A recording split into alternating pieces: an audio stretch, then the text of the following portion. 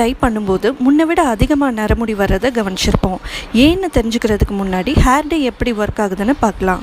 நம்ம கடையில் hair dye வாங்குறப்போ 2 பேக்கெட்ஸ் கொடுப்பாங்க. ஒன்று ஹைட்ரஜன் பெராக்சைடு மாதிரி ப்ளீச்சிங் ஏஜென்ட்ஸ், இன்னொன்று பிபிடி நைட்ரோஅமைன் பென்சைன் மாதிரி கலரிங் ஏஜென்ட்ஸ். கருப்பான முடியில் கலர் பண்ணுறதை விட வெள்ளையான முடியில் கலர் நல்லா ஒட்டிக்கும். இது ஒரு ஒயிட் கேன்வாஸில் கலர் பெயிண்டிங் பண்ணுறோம் இல்லையா, அது மாதிரி நினச்சிக்கோங்க. நம்ம டை பண்ணும்போது கிரே ஹேர் மட்டும் கலர் பண்ண மாட்டோம், பக்கத்தில் இருக்க நல்ல முடியும் ப்ளீச் அதாவது ப்ரீ லைட்டன் பண்ணிவிடுவோம்.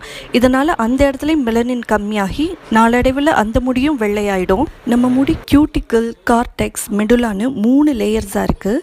இந்த ப்ளீச், அமோனியா ஹேரோட கியூட்டிக்கலை டேமேஜ் ஆக்கி ஓப்பன் பண்ணிவிடும்.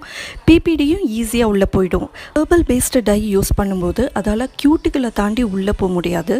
தொடர்ந்து பயன்படுத்துகிறப்போ கியூட்டிக்கல் மேலே இந்த நிறம் படிஞ்சு ஒரு இயற்கையான கருப்பு நிறம் நிரந்தரமாக